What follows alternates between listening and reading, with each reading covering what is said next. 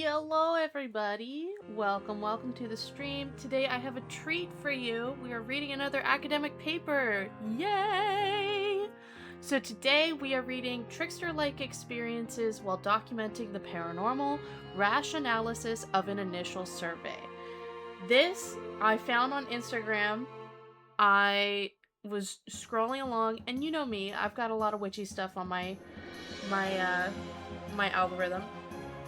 And so I scroll into this video, and this lady is saying they've proved that when you are investigating the paranormal is investigating you back. And she references this paper.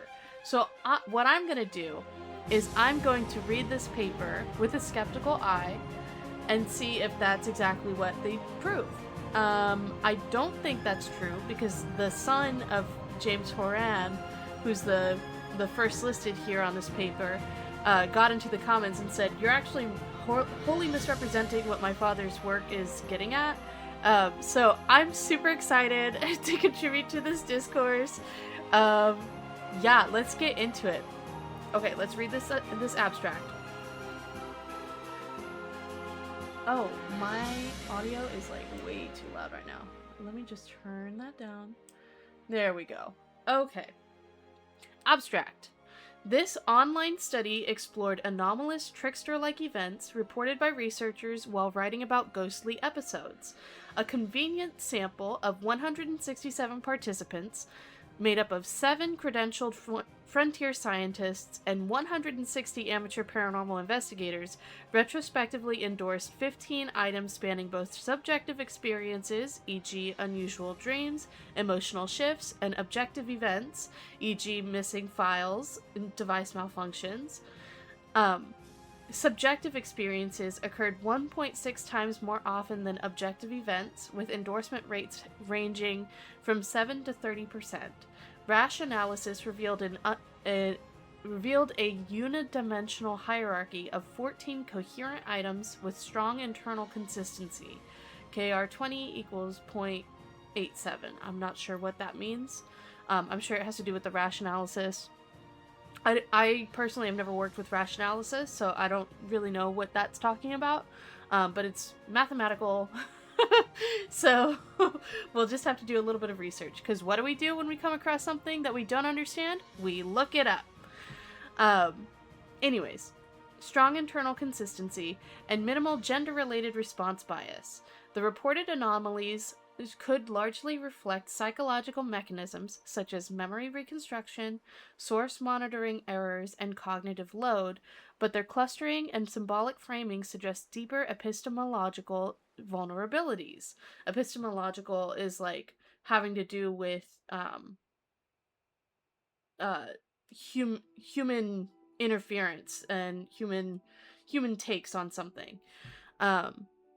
It's very like well, let's look it up. Epistemological definition. Relating to knowledge, knowing, or how we acquire understanding. That is epistemology. Epistemology is the branch of philosophy that studies knowledge, exploring its nature, origin, and limits. So it's just like the limits of what we know, right? Which are the vulnerabilities. What we call a trickster chain when preparing paranormal-themed works. These findings may generalize to other emotionally charged or liminal writing contexts where narrative coherence is vulnerable to psychological or transpersonal disruptions, offering a novel lens on how altered states, symbolic processes, and creativity intersect in scholarly work. Our novel Trickster-like experiences inventory therefore offers a promising tool for meta-scientific inquiry and invites further research into both conventional and parapsychological interpretations of anomalies or disruptions in academic contexts. Okay, so what are we noticing? First thing in this abstract. Thing that sticks out to me, 167 participants, 7 of them are credentialed frontier scientists. 160 amateur paranormal investigators. I was sharing this with a friend of mine. He goes, 160 random assholes and 7 basic, 7 maybe credible people. Yeah, that's what sticks out to me. um, especially considering, like, the evidence that was proposed, like, what evidences that we're talking about here, like, the missing files, device malfunctions, and unusual dreams and emotional shifts. I don't know.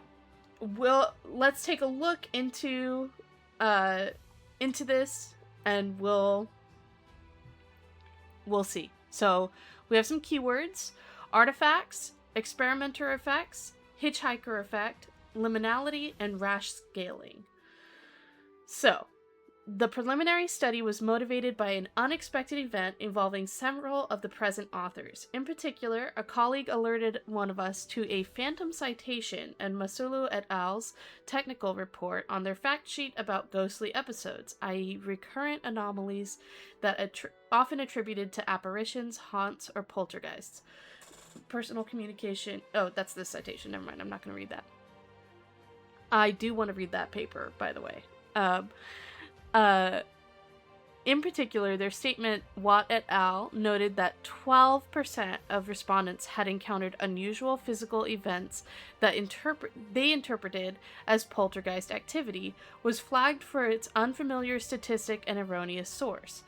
A subsequent inspection of the author's article notes indeed revealed that the sentence was meant to read as, some average statistics suggest that approximately 12% of survey respondents have had encountered, or survey suggests that approximately 12% of survey respondents have had encountered unusual physical events they interpreted as poltergeist activity. The statistic, therefore, was accurate, but not its supporting reference as later clarified. The colleagues speculated that the erroneous citation could be a hallucination, or when an artificial intelligence program generates false or misleading information that looks plausible but is not based on real data. Long-ass citation. This suggestion sounds reasonable given that Masula et al. Used large language models, i.e. advanced IE systems trained to understand and generate human-like text, to help substantiate the content validity of their fact sheet. However, the erroneous reference did not derive from their AI cross-reference literature task, and none of the authors either recall seeing this phantom reference during the writing and publishing process or can definitively trace its origin at this point. This situation somewhat echoes the Mandela effect, in which a large group of people often share a false or distorted memory of a past event, often with high confidence despite evidence to the contrary. Still, we deemed the citation anomaly sufficiently puzzling to scrutinize potential explanations. 2 main possibilities, though not mutually exclusive, are explored below: ordinary human error and anomalous trickster forces. Okay, so basically what's going on is there was a citation that popped up in a paper, and nobody knew where that citation came from because it was not correct. So it could either be ordinary human error, somebody wrote it wrong, or it could be a ghost. Personally, my money's on human error. Just having written a lot of these papers before, sometimes the cognitive load is just too much. So let's see what they have to say. Confounding forces from human error to trickster phenomena. Errors or discrepancies may reflect deeper, more enigmatic... Oh my god, I can't talk today. Give me 1 second.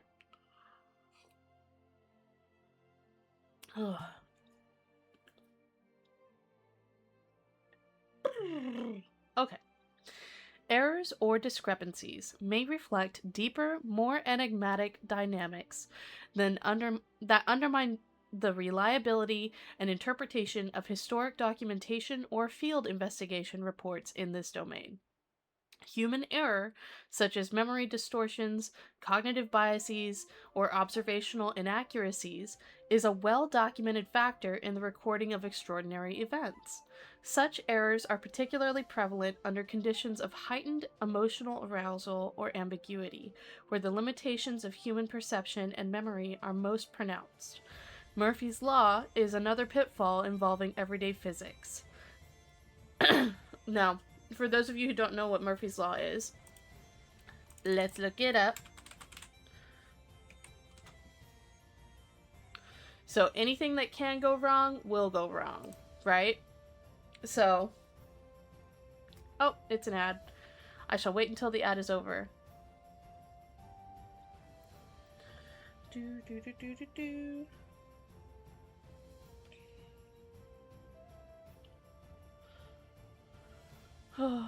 1 minute ad, Jesus. I know I have to run these, but God, at what cost?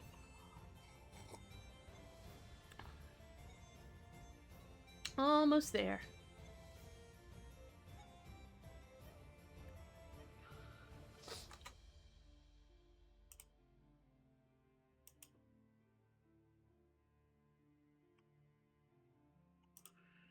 Doop doop doo.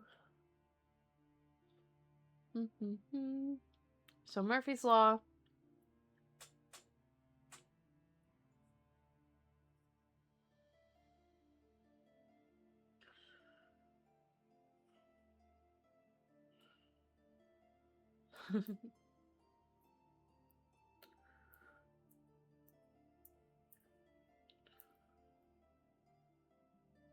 Almost there. Oakley dokley.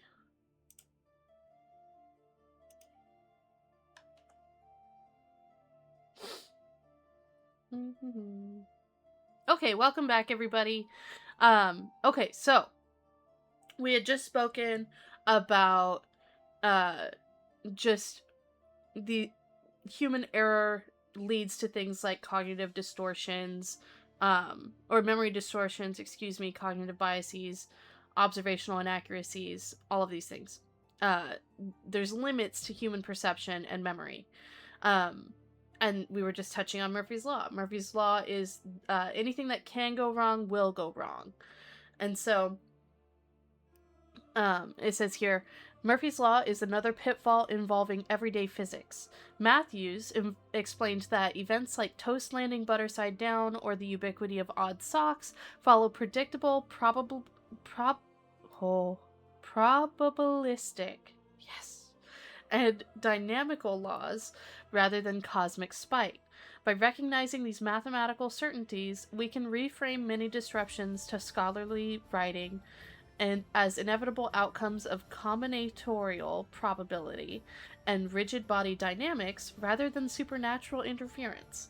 In contrast, the concept of trickster effects offers a metaphorical framework to understand the unpredictable and paradoxical nature of certain confounds. Rooted in Jungian psychology and cultural anthropology, the trickster archetype embodies disruption, ambiguity, and boundary-crossing behaviors. Within parapsychological texts, trickster effects suggest that anomalies or disruptions associated with researchers' processes of documentation may not solely result from human fallibility, but could also emerge from the interplay of psychological, social, or environmental environmental factors that defy a straightforward or definitive interpretation. Together, these two perspectives highlight the multifaceted origins of unexpected anomalies concomitant with writing practices and their implications for research in this domain. So that was basically just an introduction to where we're going. We have two sections coming up: ordinary human error and anomalous trickster forces. Basically, if you missed the beginning of this paper, we're talking about paranormal experiences that happen when writing about paranormal experiences, basically. And while the sample size is dubious at best, it's got some fascinating things to say. So basically, Basically, what we're going to be looking at is the ordinary human error, whether or not there was a situation that came up. That all of this is about. Basically, they were writing a paper, or this group of scientists was writing a paper about the paranormal, and something that looked like an AI hallucination inserted itself into the paper. It was something was cited incorrectly, and nobody could figure out who wrote it. And it just seemed like something an AI would have written instead of one of the scientists. But there was no AI used in the writing of the paper. So, this is an exploration of whether or not it was ordinary human error, or whether it was like these trickster forces, something paranormal happening. And so they did a survey, basically saying, have you ever experienced, and they in the appendices they show the survey that they sent out, and that was where the sample size came from. Basically, it's asking, have you ever experienced something paranormal while writing about the paranormal? So first we're going to explore the ordinary human error. Next, we're going to explore anomalous trickster forces.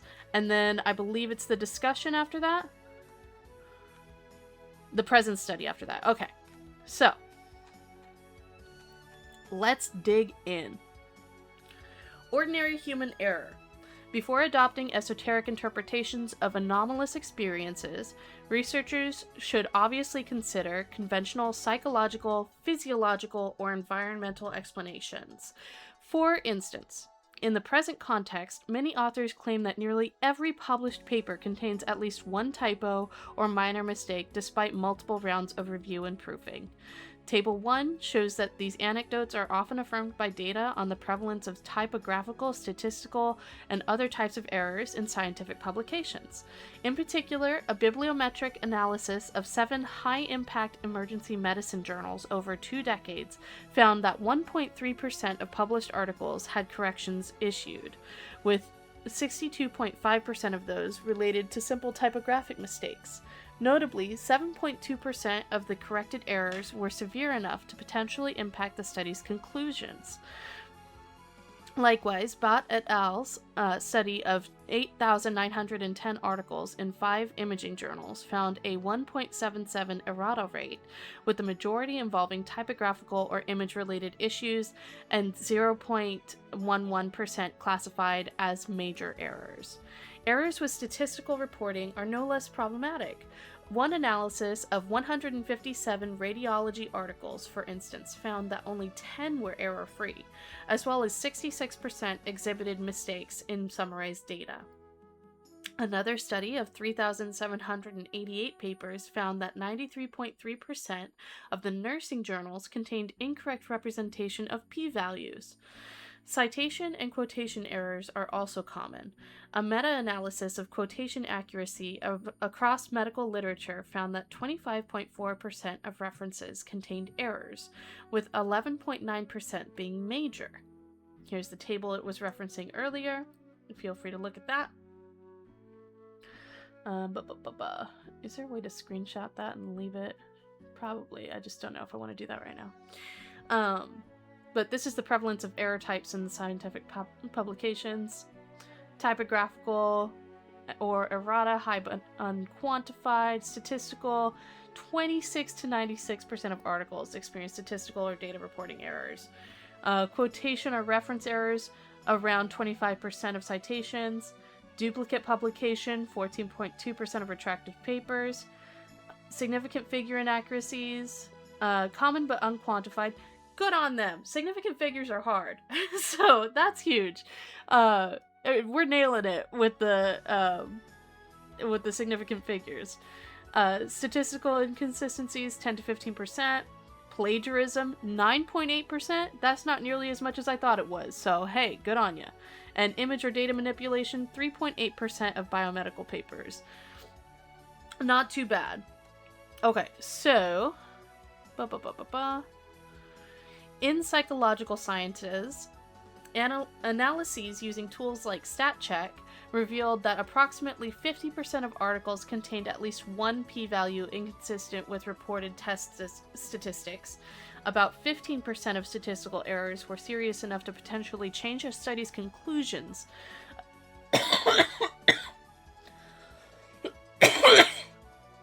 I'm choking on the truth. Excuse me.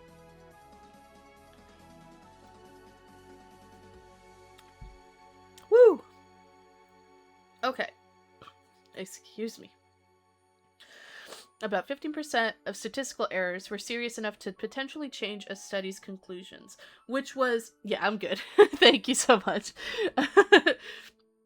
I just have a little cough today. So the...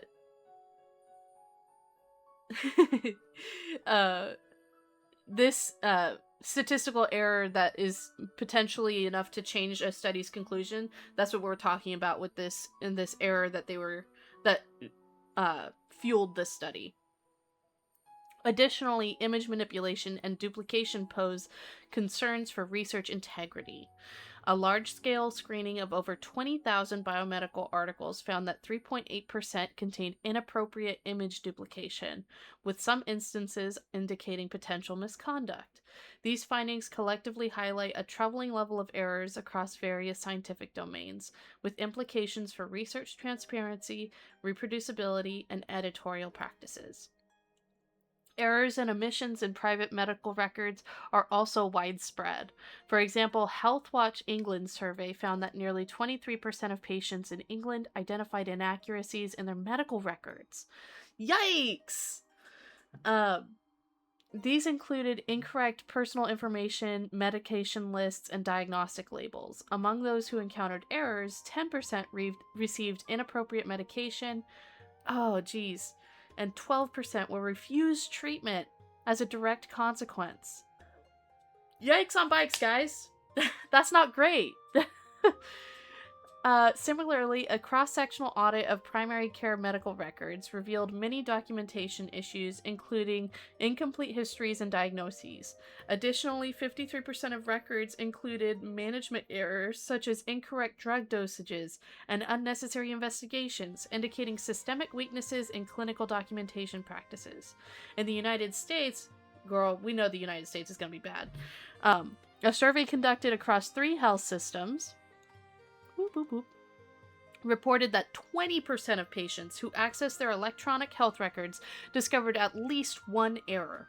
Of these, more than 40% were deemed serious by the patients, typically involving errors in medical history, diagnoses, or medication information.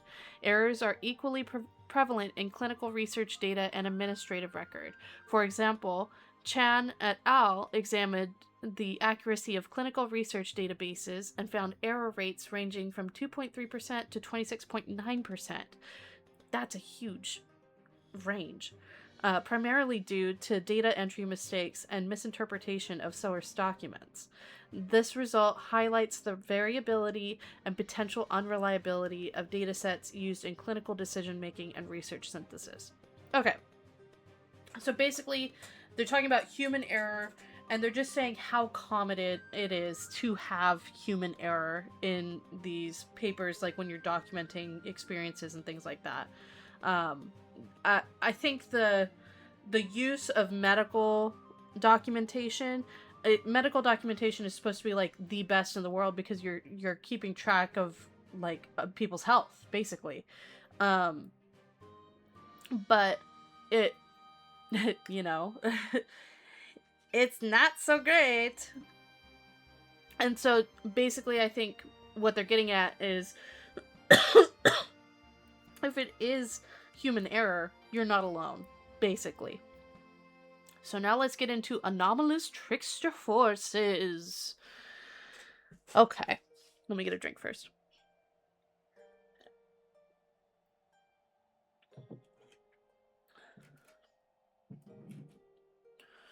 Realistically, do I think the conclusion to this paper is going to be trickster forces are real? Absolutely not.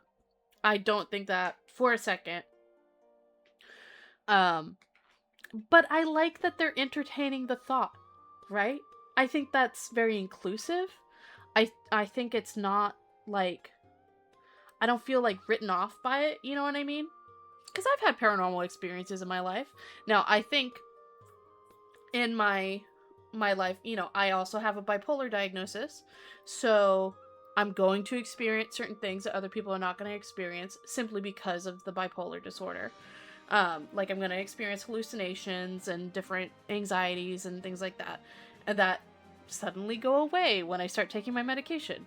Um, do I do I think that trickster forces have like a place in the discussion? Absolutely. Do I think that that's the real thing that's going on 99% of the time? No. I think it's human error most of the time. Oh, wow. Yeah, so he feels me. You know what's going on. Yeah.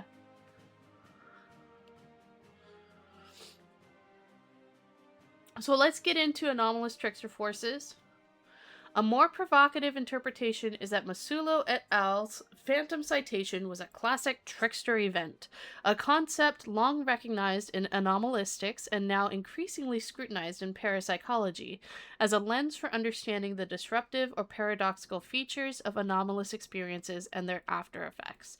Across cultural and psychological traditions, the trickster figure appears as an archetype of disorder and contradiction who embodies mischief, chaos, ambiguity, transformation, and the unpredictable forces that destabilize established systems. It could, but also, what do they not understand? Yeah, I agree. It could be human error, but also maybe a little bit of something else going on. In Jungian psychology, the trickster symbolizes the collective shadow, the disowned and inferior aspects of the self that disrupt the ego's carefully constructed image. Tricksters therefore thrive in liminal zones, between identities, roles, or realities, where they upend conventional norms and expose unconscious tensions. This framework characterizes trickster experiences as unpredictable, contradictory, or disruptive events that compromise the reliable observation, replication, or interpretation of documentation of anomalous phenomena. These occurrences can stimulate intelligent interference, defy systematic inquiry, and blur distinctions between authentic anomalies and psychological or environmental artifacts.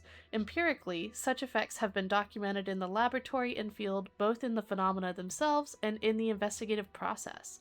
Anomalous activity may cease in the presence of investigators, data may go missing, or research equipment may malfunction.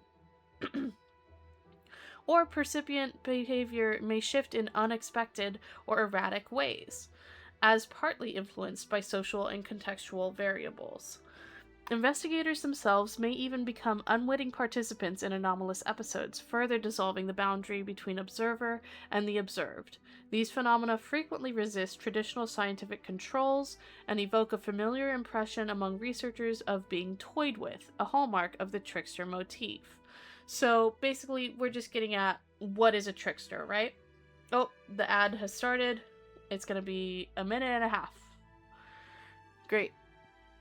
So I'll just be explaining for the next minute and a half what the trickster motif is, basically. So, like, you do something and you come back to it and it's like, that's not what I did, you know? Or you feel like you see this in Watcher, um like Ghost Files. I'm a big Ghost Files fan. I love Watcher. So you see a lot of this, like, oh, we go out to the area, suddenly our cameras aren't working, or suddenly our audio isn't working. Um and it feels like, oh, we're being toyed with. You know what I mean? I think they really hit the nail on the head with the toyed with thing, cuz it feels like it's very much, these things happen when you're in an emotionally heightened state. I often feel. Um so, and I wonder if they're going to touch on this. Did they already? Because I may have just read it and just didn't notice it. Alright, are we back?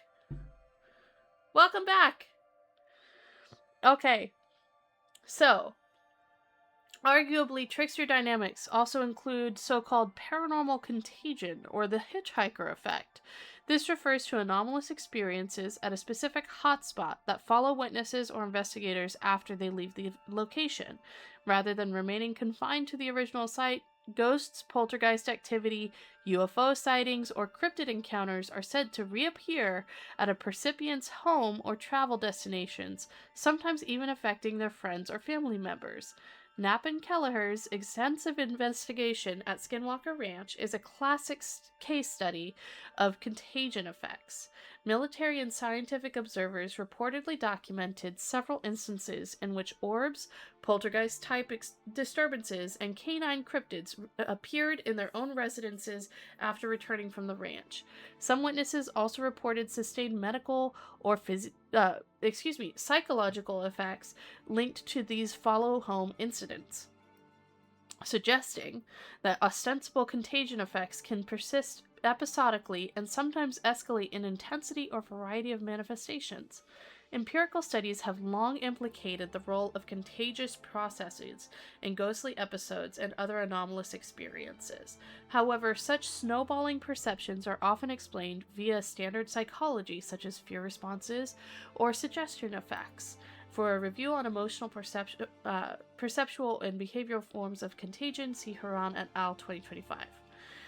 Other times, clusters or flurries of anomalous experiences may result from Lang and Horan's enchantment psi loop model.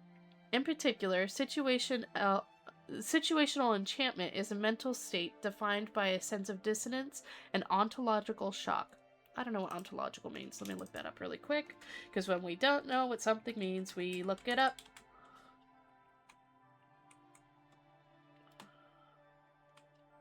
Philosophical proof.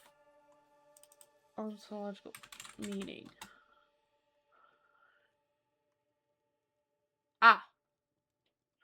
The nature of being, categories of existence, whether or not something does exist. Got it.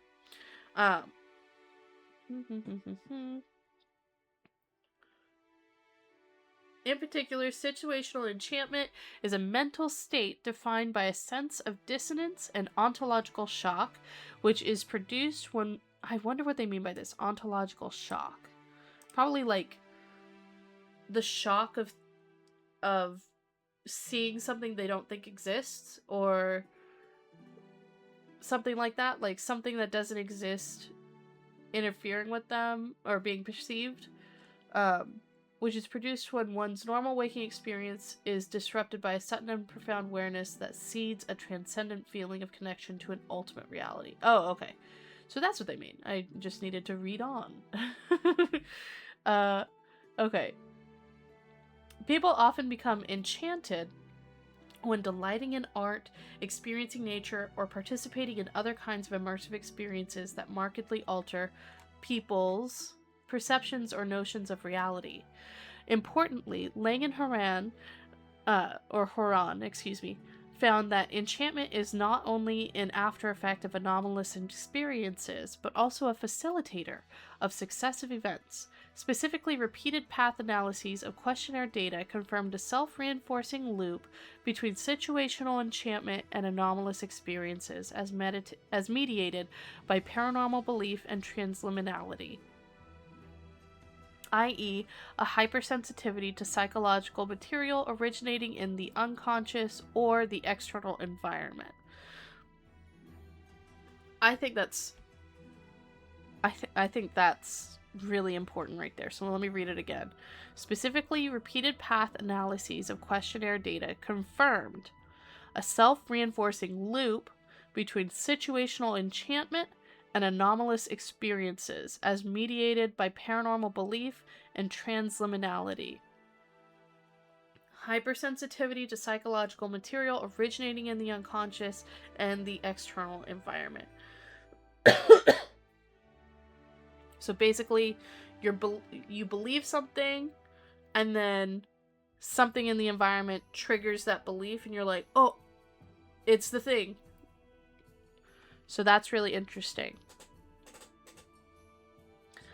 Some researchers interpret trickster-like anomalies or disruptions as symbolic or liminal processes unfolding with the psyche. Recurrent themes such as narrative contradictions, improbable coincidences, equipment failure, and data anomalies have long intrigued parapsychologists. While some attribute such events to mischievous or destabilizing agency, others propose a more grounded psychological interpretations. For instance, Storm, for instance, viewed such patterns as emergent manifestations of the trickster archetype, a projection from the collective unconscious that arises when psi research unsettles the boundaries of conventional science. Specifically, Storm argued that the trickster acts out through failed replications, uncanny synchronicities, or ambiguous results that collapse the distinction between subjective observation and objective measurement. Moreover, Parker discussed cases in which an experimenter's unconscious psi presumably influenced participant outcomes. Let me read that again. Moreover, Parker discussed cases in which an experimenter's unconscious psi presumably influenced participant outcomes, producing distinctive patterns such as mirror effects, where control group scores are suppressed while experimenter scores are elevated, and scree jump distributions marked by sudden leaps just beyond statistical thresholds. The forensic parapsychology perspective contrasts more familiar experimenter belief effects in which expectancy subtly shapes performance by suggesting the role of a deeper, psi-mediated mechanism rooted in the investigator's own influence. Fascinating. Okay, let me read that again. The forensic parapsychology perspective contrasts with more familiar experimenter belief effects in which expectancy subtly shapes performance by suggesting the role of a deeper psi-mediated mechanism rooted in the investigator's own influence. So it's like bias, basically. Like there's a bias there. But it's like it's almost like if I'm understanding this correctly, it's kind of like how on the quantum level, if something is being observed, it's going to be different from when it's being unobserved. This is kind of like the presence of the investigator influences the outcome of the performance because of, well, maybe not even because of anything. Hang on. Let me read that again. Contrast with familiar experimenter belief effects, in which expectancy suddenly shapes performance. It's just the expectant.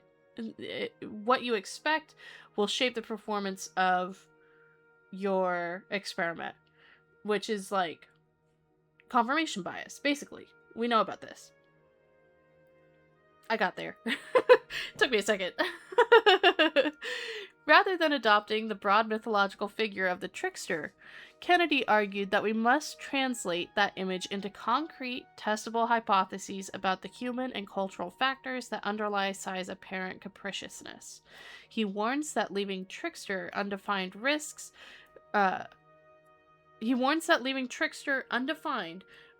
substituting poetic appeal for scientific clarity. Instead, he proposed focusing on the well-documented roles of expectation, belief, and motivated reasoning, factors that can readily be modeled, measured, and controlled.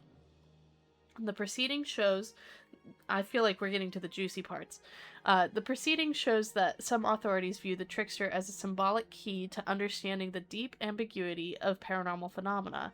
Others see it as a rhetorical device that deflects attention from parapsychology's more serious methodological shortcomings.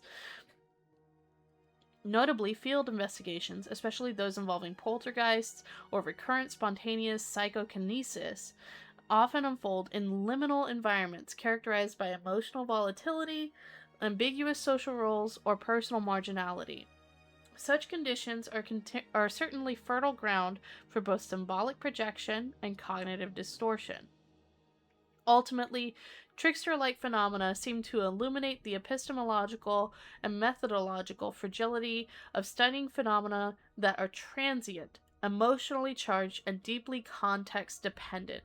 Whether viewed through symbolic, psychological, or critical lenses, trickster-like experiences invite a deeper reckoning with the limits of inquiry into the anomalous, and with the provocative possibility that the act of investigation itself may catalyze or co-create the very effects it seeks to map and understand. Kennedy thus cautioned against treating the psi trickster as an autonomous spirit agent. Instead, he framed it more as a mirror of parapsychology's own unexamined biases, tensions, and assumptions, an invitation to turn a scientific lens back on our motivations, expectations, and methodological blind spots. Oh! Get into it! Kennedy, I think you're cooking. Okay, so basically, what's going on? Kennedy has suggested that what a paranormal experience is basically a mirror of what you're bringing to the event. If you think of it like a fight, if you come into a fight and you're ready to go, you're charged up, you're emotionally high, and you are going into this and you're like, I'm gonna fight somebody, a fight is gonna break out. But if you go into a fight and you're like, I'm here to mediate, I'm here to bring it down, I'm gonna de-escalate, then a fight might not happen. Or if you go into a fight and you don't fucking know what's going on, and you're just like, whoa, somebody's hot, I don't know what's going on, a fight probably isn't going to happen because you're not bringing fight energy. If you go into a ghost hunt and you're expecting to see a ghost, you're more likely to see a ghost because of that expectation. If you go into a haunted building, you don't know it's haunted, you're less likely to see a ghost because you have no idea what's going on. You know? Now, I think there's been multiple, I will deviate from his conclusion because there's a lot of, well, this isn't even close to the conclusion of the paper, so we're about to get into the present study and the method and all of that. But I will say, there have been noted accounts throughout history of people going into haunted spaces and they don't know that they're haunted and they see a ghost. So it could just be excuse me. It could just be that people are experiencing heightened emotions or whatever, and then they see this ghost. Or it could be that, I don't know, it could be ghosts are real. Who knows? Let's get into the present study. This preliminary survey and analysis explores both subjective and objective forms of trickster-like phenomena without testing specific directional hypotheses. Rather, we sought to describe the range of anomalies or disruptions that researchers report while writing about ghostly episodes, and determine whether they form a probabilistic incidence hierarchy along a single latent continuum per the Rasch model. I don't know what the Rasch model is. Let's look it up.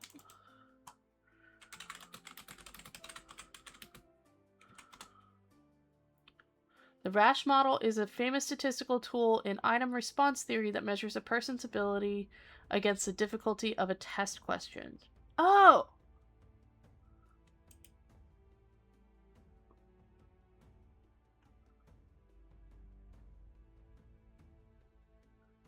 That's cool. I didn't know that was a thing.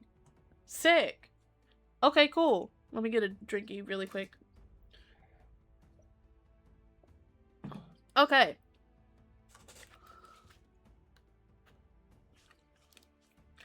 This latter result would mirror the phenomenology of subjective-objective anomalies, which will be S and O from now on, that characterize percipients' narratives of ghostly episodes. Our study defines trickster-like experiences strictly as unexpected or anomalous events which are experienced during paranormal-themed writing sessions and that may disrupt reliable documentation, replication, or interpretation, over and above ordinary typos or data entry slips. This working definition guided both our item generation and our interpretation of survey responses below.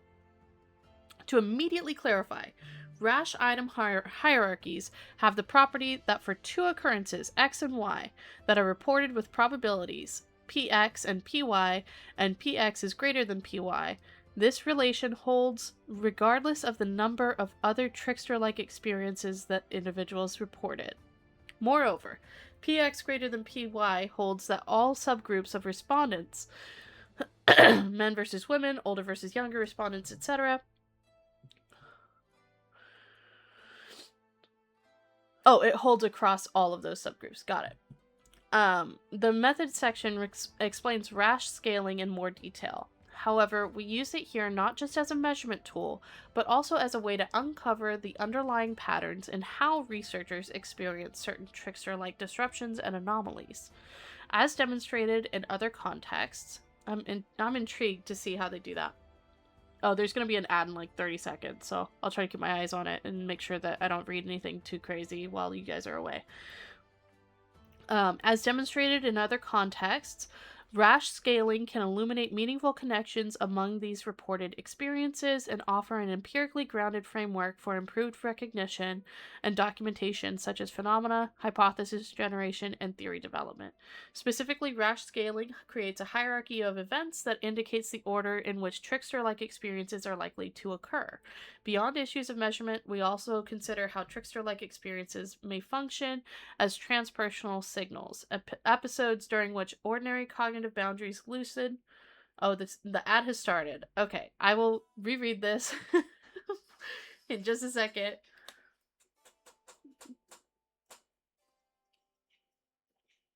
Oh, little commercial break. Since we're doing a commercial break, if you are still listening on the VOD, I do tarot readings. Now, these tarot readings are not really based in spirituality. They're more based in, well, it depends on what you call spirituality. They're not really like, I'm speaking to the spirits for you. What they are is basically we're looking at a situation and we're meditating on that situation together. Now, you can choose whatever path you want to choose based on that reading. You can say, I don't like this one thing about it, or I do like this one thing about it. And you can consider the patterns in your life and decide to go one way or another with them. Anyways, if you're interested in a tarot reading, I have a Ko-fi shop, and it is linked on the button below, and I also have a link that I will post after I finish reading this paper. But yeah, that's my little ad read for my Ko-fi shop where I do tarot readings. Oh my gosh.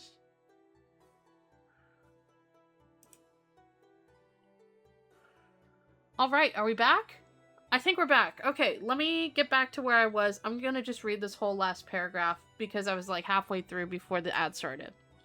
So, as demonstrated in other contexts, rash scaling can illuminate meaningful connections among these reported experiences and offer an empirically grounded framework for improved recognition and documentation of such phenomena. Hypothesis generation, and theory development. Specifically, rash scaling creates a hierarchy of events that indicates the order in which trickster-like experiences are likely to occur.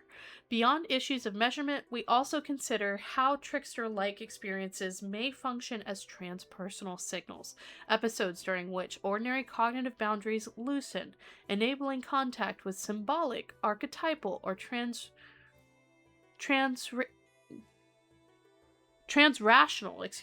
dimensions of experience. Accordingly, rash modeling may reveal not only the structural phenomenology of these events, but also point to stages within a potential transformative process. So basically, rash modeling is going to give us an objective look at what these experiences are doing. I think it's really really novel, because it's like it's measuring the person's ability against the difficulty of a test question. I think that's like a really fascinating way to do that. Before they'll probably talk about the method, and yeah, they're about to talk about method. There is, at the end of this, they show the survey. This is the survey right here. Let me just there we go. So this is the survey right here that they sent out. We have objective, subjective with a little objective right in there, and then some more subjective. So, trickster-like experiences surveyed writing about the paranormal. Please indicate whether any of the following events have happened to you while writing research reports or books, or otherwise preparing written work specifically related to ghosts, hauntings, poltergeists, or any similar encounter-type experiences. Mark all that apply. Mark true if the event happened to you at least once in a memorable or unusual way. Otherwise, mark false. I think it's very interesting that they're highlighting in a memorable or unusual way. Because, like, all of these have probably happened to somebody at some point, if you write at all, you know? So, first, my computer or word processing program has acted erratically in ways that seemed unexplainable while working on such topics. 2. Files, notes, or key reference materials have gone missing or appeared misplaced without logical explanation during the writing process. 3. Written text in a document has altered, or reappeared without my conscious intent. Excuse me. 4. Audio recordings, drafts, or voice memos related to the writing have been corrupted or contained unexpected distortions. 5. I experienced interruptions from devices, e.g. printers, phones, and lights, behaving oddly or turning on or off while engaged in writing. 6. Completed work has failed to save or mysteriously vanished despite following standard precautions. Excuse me.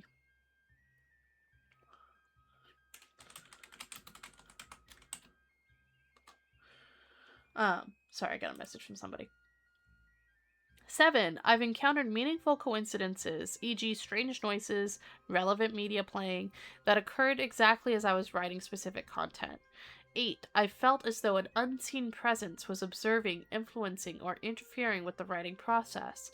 9. While writing about ghosts, haunts, or poltergeists, I experienced unusual sleep patterns or vivid, disturbing, or thematically related dreams.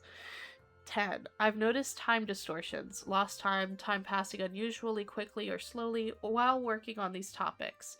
11. I felt emotionally unsettled, anxious, irritable, inexplicably euphoric, in ways that seemed connected to the writing process. 12. I've experienced physical sensations, e.g. chills, pressure, tingling, without clear cause while writing about these subjects. 13. Electrical or mechanical devices near me, e.g. lights, speakers, monitors, have malfunctioned or behaved unusually during writing sessions. 14. Others in my environment, housemates, family members, reported odd experiences while I was actively engaged with the material. And 15. I felt unusually drawn to or repelled by the material in a way that felt beyond ordinary interest or discomfort. So this was the survey that they set out to the 167 participants. Now I need to go find the page that I was on. Boop, boop, boop, boop, boop, boop, boop, boop. We're not even to the results yet. We're getting into the method. So I wanted to read that before I talked about the method. So let's dig in. Transparency and openness. Our survey administration and analysis protocol was not pre-registered, but it was approved by the ethics committee at Integrated Knowledge Systems and adheres to the journal article reporting standards. Accordingly, we specify the research samples, data exclusions, research questions, applicable manipulations, and all measures and data abstractions. Okay. That's fine. It wasn't pre-registered, but it was approved. That's fine. Sorry.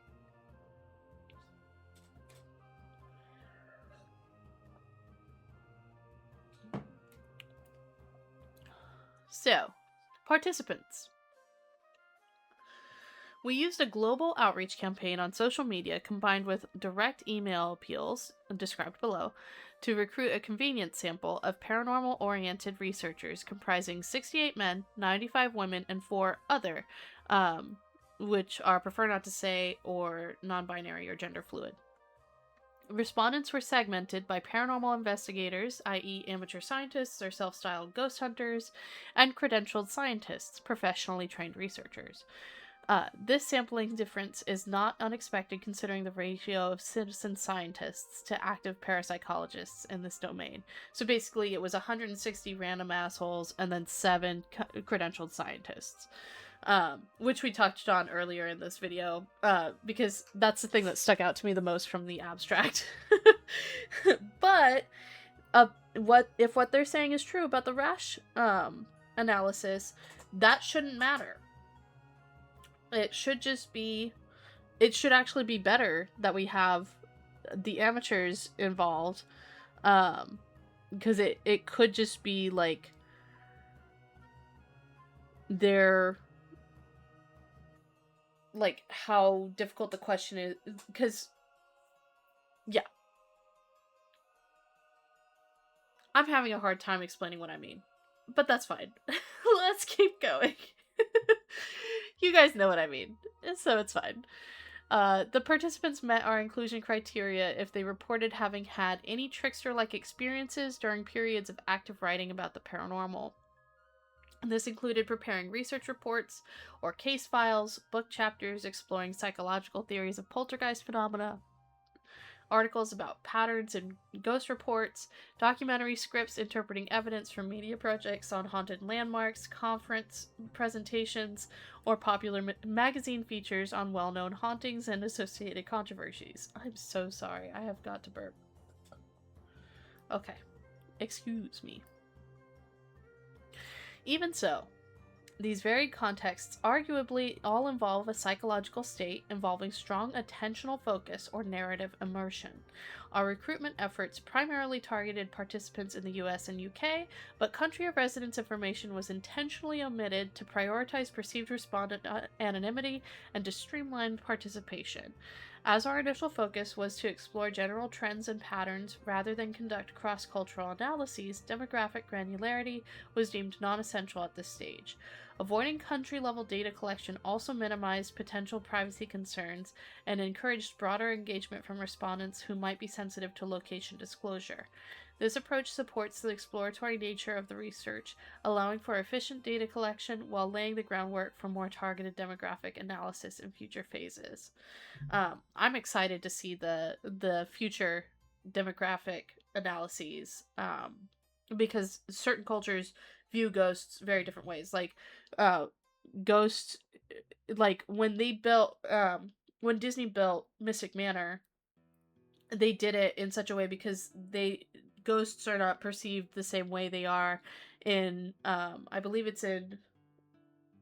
Mystic Manor is in Tokyo Disney Sea. It could be Disneyland Shanghai. Either China or Japan. I don't know.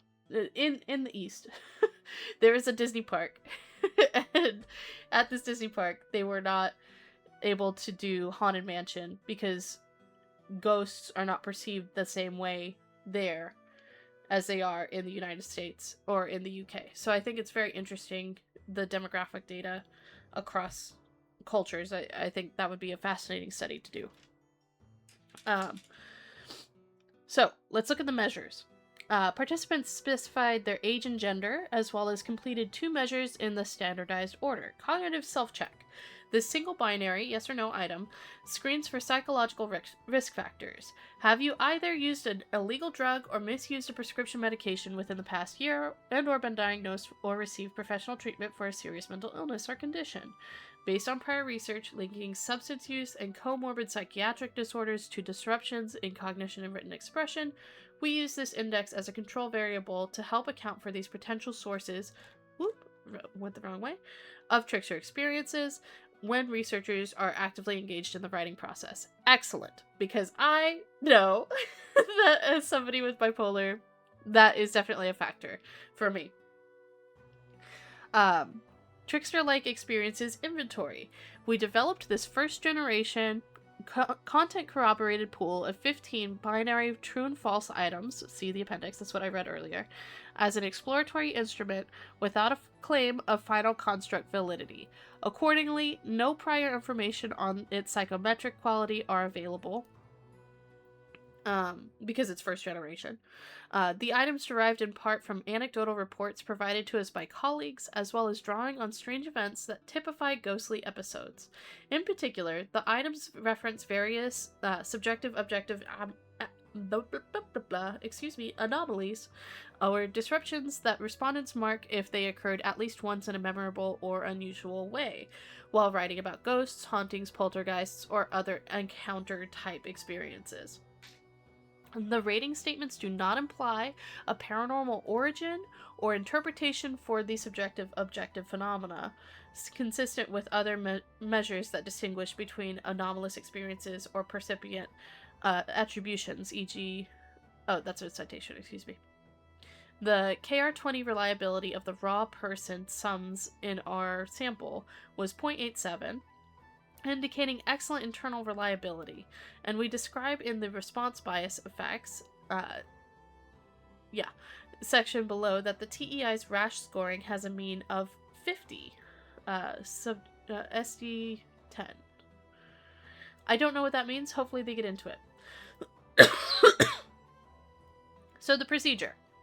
We emailed invitations to a select group of professional scientists in this domain that were personally known to the authors, as well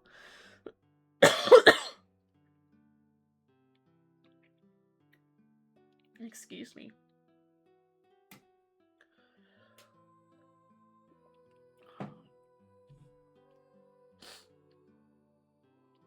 Okay, I'm back.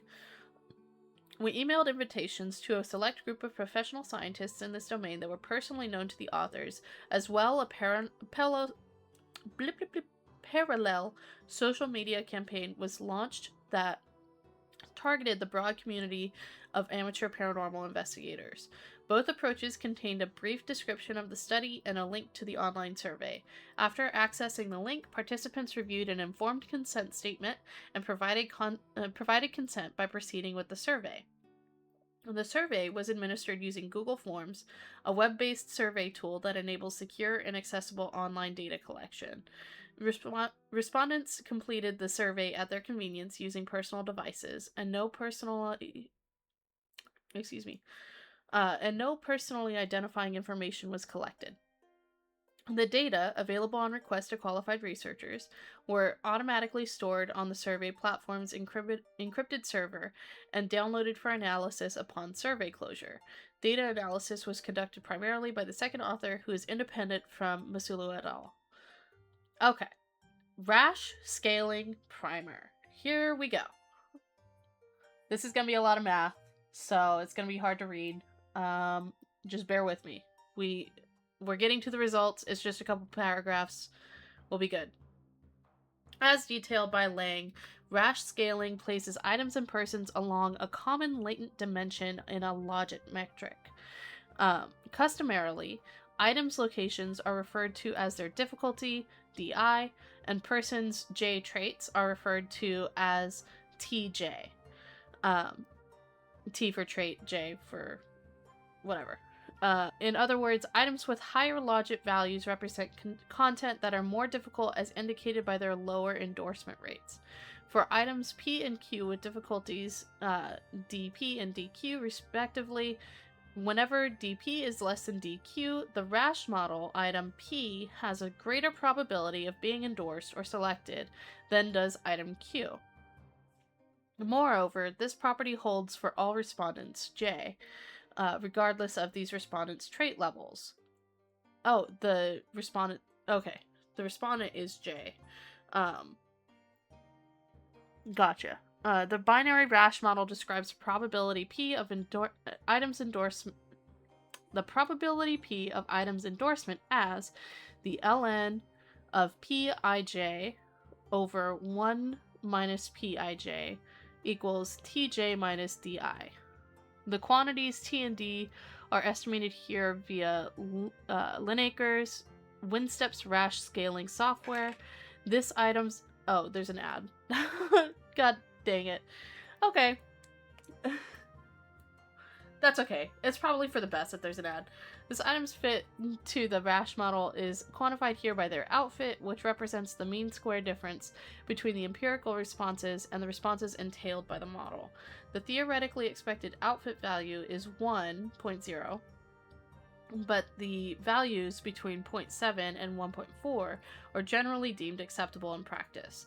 The Rash dimension is assumed to be unidimensional, which can be tested via factor analysis of items' residuals, i.e. the differences between the empirical responses and the responses entailed by the model. We refer readers to Bond and Fox and Lang for general discussions of different Rash items types. Rash scaling requires that across different subgroups of respondents' items, D maintain the same spacing. The particular spacing of a test items is also referred to as its item hierarchy, an example of which is shown later. When the item hierarchy differs between two or more subgroups, items are said to exhibit differential item functioning or response bias. In the case of two subgroups, G1 and G2, item I's diff is quantified by the difference of DGI1 and DGI2. For example, it might be the case that item I's difficulty is 1.2 logits for men, but only 0.7 logits for women, meaning that the item is easier for women than for men. Statistical tests exist to assess the significance of diff effects, but differences under the 0.25 logits, even when statistically significant, often are of little practical importance. Also note that item diff often cancels across items, and thus its overall impact on respondents' survey ratings or test scores may be minimal. The distortion in the estimations of subgroups' trait levels can be determined by comparing the raw score to logit translations across the subgroups. By its very nature, the Rash 1960-1980 unidimensional model is designed for constructs that follow a stable, ordered progression, akin to measuring height or ability. Trickster-like disruptions, by contrast, may be inherently erratic or multifaceted. As such, the hierarchy we report below should be viewed as an initial exploration of possible ordering versus definitive evidence of a single trickster trait or variable. Okay, so what is the upshot, right? Basically, the Rash is a super cool test that can determine how difficult something is per each group. Since they reported on age and gender, they were able to look at that. It should be viewed as an initial exploration of possible ordering rather than definitive evidence of a single trickster trait or variable.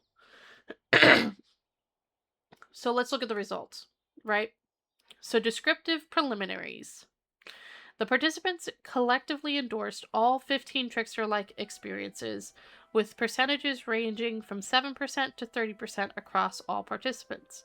The most frequently reported occurrence across the full sample was unusual sleep patterns or vividly thematic dreams at 30%, while erratic computer behavior was the least endorsed at 7%. These extremes highlight the prominence of internal dream-related effects versus the relative rarity of overt technological or tangible anomalies. When classified by anomaly type, feeling-based S experience or subjective experiences, including vivid dreams, meaningful coincidences, intense attraction or repulsion to materials, emotional unsettledness, time distortions, physical sensations, and perceptions of an unseen presence, were endorsed by 14% to 30% of participants, mean 21%. In contrast, fact-based, objective anomalies, such as audio corruption, device interruptions, missing files or notes, spontaneous text alterations, computer malfunctions, disappearing work, and reports of odd phenomena by others, received endorsements between 7% and 21%, with a mean of 13.5%. Overall, subjective trickster experiences occurred nearly 1.6 times more frequently than objective events. I don't think that's surprising to anybody. Yeah, subjective is going to be a little bit more than objective. That's just the case with all paranormal research and all that. Credentialed scientists overall endorsed 9 of the 15 trickster events, 60%, primarily reporting tangible disruptions such as missing or misplaced files and disappearing or altered text, each at 29%, while preparing written work on ghosts, hauntings, poltergeists, or kindred phenomena. In contrast, paranormal investigators endorsed all 15 items, with the most frequent, there's 160 of them, with the most frequent experiences involving themed dreams at 31%, meaningful coincidences like odd noises or spontaneously playing media at 26%, and a strong emotional response to their materials, either attraction or repulsion, at 26%. I'm very surprised that one was not the first one, just personally. This disparity suggests that professionals tend to encounter a narrower, more concrete subset of trickster phenomena, while amateurs report a broader range of subjective experiences. Again, not a surprise. A closer look at the response patterns reveals that credentialed scientists concentrated on objective disruptions. 14% cited the erratic word processing behavior, another 14% indicated work vanishing or failing to save, and an equal share described time distortions or emotional unsettledness. Paranormal investigators, meanwhile, reported a more balanced mix of subjective and objective anomalies. These included vanishing work at 16%, device interruptions at 18%, marked dreams at 31%, emotional agitation at 19%, and unexplained physical sensations such as chills or tingling at 16%. Moreover, certain device and environmental anomalies such as equipment malfunctions, oh, I'm going to ban you.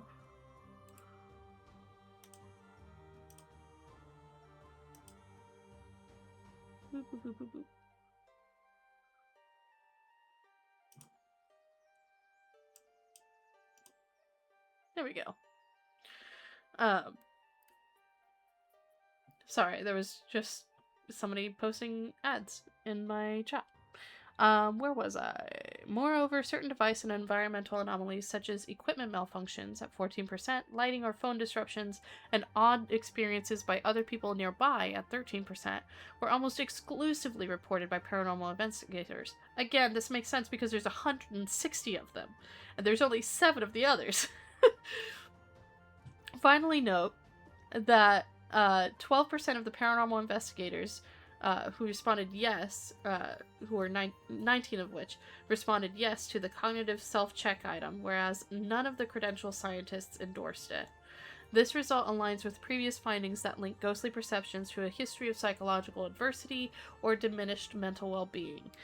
Despite these collective investigator-related differences, I think 19 out of 160... I don't think that's significant enough to say that all of those people were experiencing psychological adversity or diminished mental well-being. I think the 19 out of the 160, it does align, but that's not... I disagree. I disagree with this. Despite these collective investigator-related differences, the broad range of endorsement rates and the absence of floor or ceiling effects across this subjective-objective phenomena confirm sufficient variability for rash scaling analyses. This distribution ensures reliable calibration of item difficulty along the latent continuum of trickster-type experiences when writing about the paranormal. Rash scaling outcomes. Let's get into it. Table 2. shows the rash scaling results for the total sample. Linacre's WinStep software indicated that item 3, text altered without intent, had a very poor fit to the rash model, and it was therefore omitted from all following analyses. Rather than exclude item 3 from the scale, we have retained it in the appendix for subsequent research, as it may uniquely identify the rarer, ostensibly inexplicable disruptions that warrant dedicated study. Incidentally, this item corresponds to the author's own trickster-like experience as detailed in the introduction. The remaining 14 items exhibited acceptable outfit values ranging from 0.64 to 1.32 logits, i.e. below the maximum acceptable outfit value of 1.4. Items' difficulty parameters ranged from negative 1.25 to 1.53 logits, a range of 2.78 logits. This rash dimension is essentially unidimensional, as our factor analysis of the item's residuals found that the first and most important factor explained about only 9% of the residual variance. Let me look at this. Okay, I'll come back to that. Excuse me.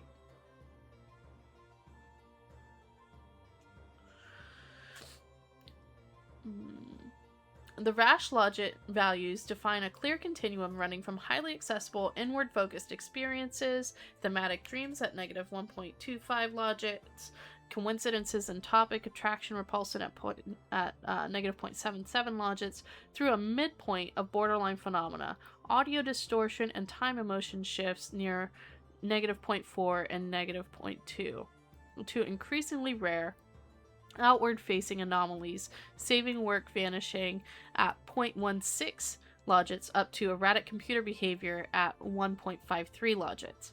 In other words, subjective trickster experiences cluster at easier or more probable thresholds, while objective disruptions require progressively stronger overall trickster intensity to manifest.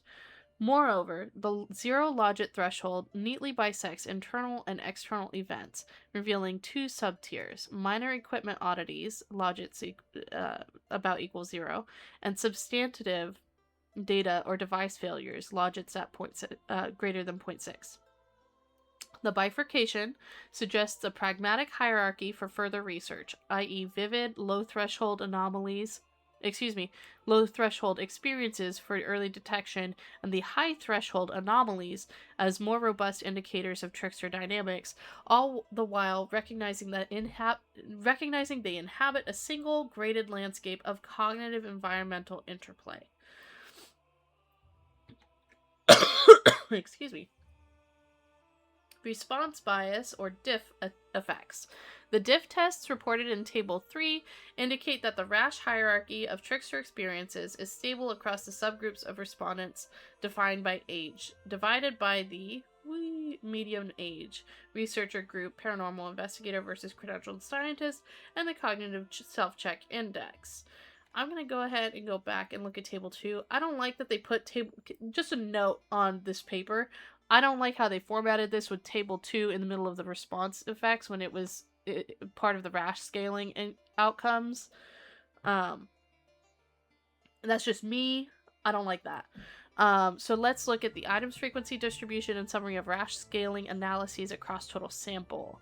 So erratic computer behavior, sample count 12. Let me look at the biggest one. Thematic or vivid dreams at 50. Okay. Next big, coincidences during writing. Strong pull or aversion to topic. Oh, wow. I wonder how that... I need to do some more research into what the rash scaling, how that is calculated. Because this looks like magic to me. I'm like, how are you getting negative 0.77 out of that? I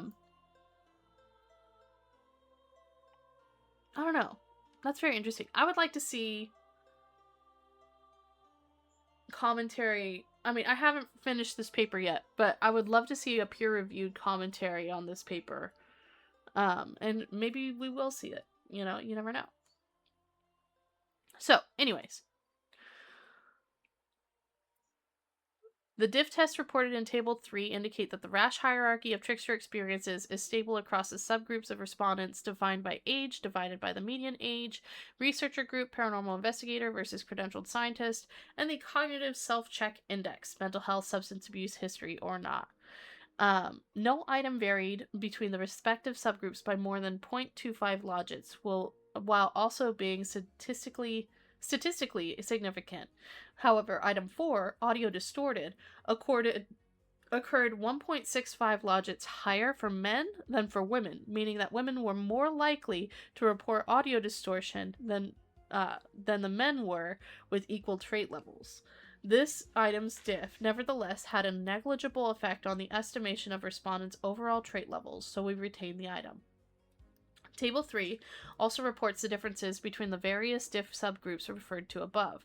None of the 4 diff variables, i.e. age, gender, researcher type, and cognitive self-check, showed statistically significant differences between the subgroups, although the difference for respondents endorsing the cognitive self-check item was associated with higher overall mean scores by 0.97 logits, p less than 0.02. Let me read that again. The difference for respondents endorsing the cognitive self-check item was associated with higher overall mean scores. Note that the absence of diff effects on the scale level implies that the differences shown in Table 3 are essentially unbiased. Okay, that's interesting. I don't know where the hell Table 3 is. Oh, there it is. Okay. Given the absence of notifiable diff effects, we used the 14 Rasch items to create a trickster-like effects inventory with an interval level of measurement. Table 4 gives the translation of raw sums using 0 versus 1 for no versus yes, respectively, to Rasch scaled scores, together with the scaled scores standard errors of estimate. And the percentage of respondents for each raw score. The median raw sum score is 1 approximately, as most respondents reported 0 or 1 anomalous events. Thus, the distribution has a strong positive skew. While a higher median is desirable, we offer this new measure as a methodological advance to support future research on trickster-like phenomena in the context of scholarly documentation. Let me look at Table 3, and then I'll look at confronting trickster dynamics. So, excuse me. Okay. Table 3 is interesting. Okay, so our results suggest that Masulo et al.'s mysteriously appearing text is not an isolated event, but rather indicative of a large mosaic of associated manifestations. Oh, there's an ad. Oh, the ad's starting in like 20 seconds, so I will hold off on this because I don't want anybody to miss anything. Okay. We can look at this for a second while that is going on. So, gender, men, women, 1. Ow. Audio distorted. I think it's very interesting that the only item that's on here is the audio distorted.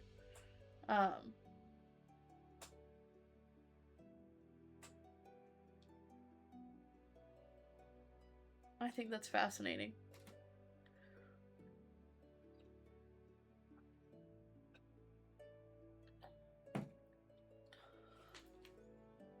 Once again, welcome to the ad break.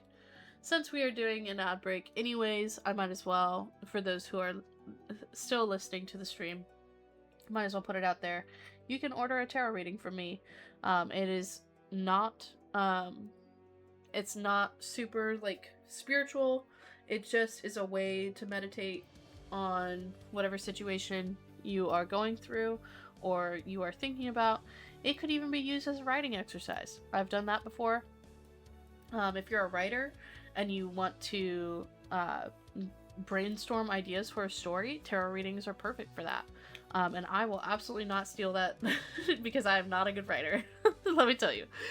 So I can do I do academic papers. I don't do fiction or anything like that. But yeah.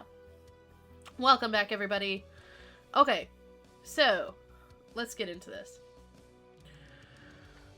So, mysteriously appearing text is not an isolated event, but rather indicative of a larger mosaic of associated manifestations. Table 5 further implies that many trickster-like experiences, including document-related anomalies or unexpected disruptions while writing about ghostly episodes, often can be understood as context-sensitive psychological reactions involving cognitive bias, memory distortion, attentional priming, absorption dissociation, or the misattribution of coincidence.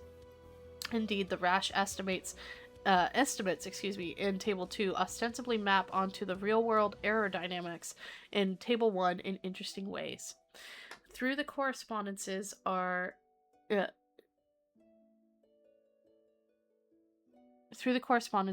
illustrative versus exact. The lowest difficulty trickster experiences, e.g. narrative lapses or fleeting perceptual slips, occur most often, loosely paralleling the high-frequency, low-impact errors tabulated for published papers, e.g. typographical or formatting mistakes, minor citation inaccuracies. Mid-range logits, reflecting subtler cognitive environmental anomalies such as audio distortions or temporo-emotional shifts, qualitatively resemble common methodological or analytical oversights, e.g. statistical reporting errors, quotation inaccuracies, significant figure misuse. At the upper tier of the hierarchy, rarer trickster effects, e.g. persistent computer malfunctions, occupy thresholds analogous to infrequent but more severe publication failures, such as inappropriate image duplication or plagiarism among retracted articles and duplicate publication or self-plagiarism. Note that tables 1 and 2 should not be compared directly. For instance, table 1's plagiarism and duplicate publication estimates derive from analyses of retracted papers rather than of all published articles, and the percentages in Table 1 span multiple disciplines and error type. By contrast, the logit values in Table 2 represent scaled probabilities from the current survey. Accordingly, logits should not be compared to prevalence rates. Rather than implying direct quantitative equivalence, this crosswalk serves as a heuristic. More improbable trickster this crosswalk serves as a heuristic, which I do not know the meaning of that word, so I'm going to look that up. Heuristic meaning practical mental shortcut, rule of thumb. Oh, a heuristic, a rule of thumb. Got it. More improbable trickster experiences tend to align with thresholds occupied by progressively rarer and more consequential publication errors. Let me read that again. More improbable trickster experiences tend to align with thresholds occupied by progressively rarer and more consequential publication errors. Future investigations could strengthen this comparison by calibrating rash thresholds against error-type prevalences drawn from the same corpus, or by... Why would you not just say body? That's so pretentious. Or by developing a unified scale that explicitly maps anomaly probabilities onto publication error rates. We suggest that the perceived anomalous quality of these trickster experiences might be fueled in part by emotionally charged or liminal writing environments, especially when dealing with paranormal themes. So here's Table 4. Raw sum to rash scaled score conversion. Number. Feel free to screenshot that and take a look at it. And then here's Table 5 as well. Feel free to screenshot that and take a look at it. Okay, I'm going to keep reading. Moreover, these processes that operate outside conscious awareness, which explains why their effects can feel spontaneously surprising or externally generated, even though they stem from normal cognitive functioning shaped by the contextual demands of the paranormal domain. For example, one of the most pervasive mechanisms is reconstructive memory. Authors naturally impose narrative structure, causal links, and dramatic emphasis onto their experiences, often unconsciously, leading to selective editing, omission, or embellishment. Drinkwater et al.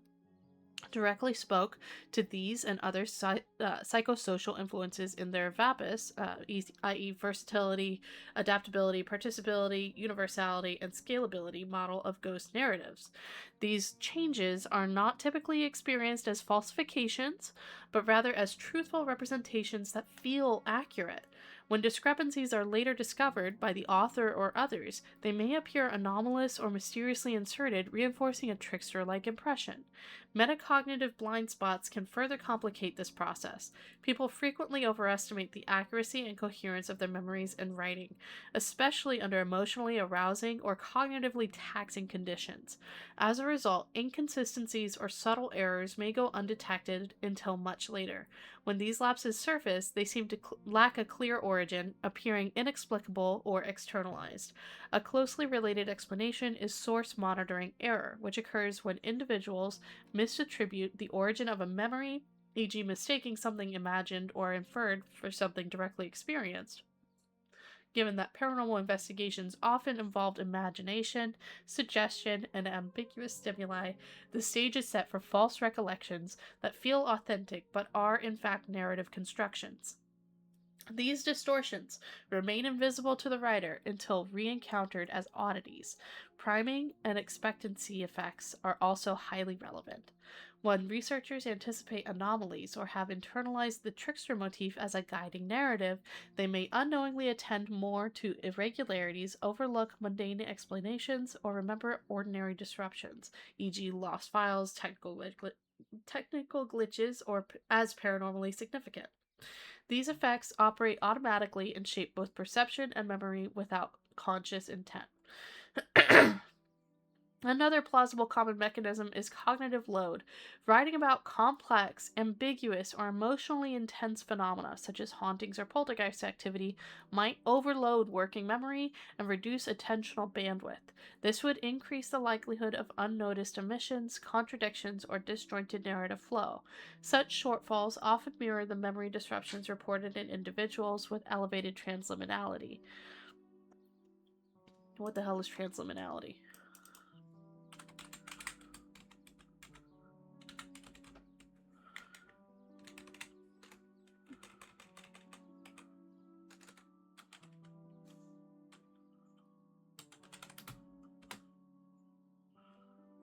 The tendency for unconscious material, ideas, and external perceptions to easily cross the threshold into conscious awareness.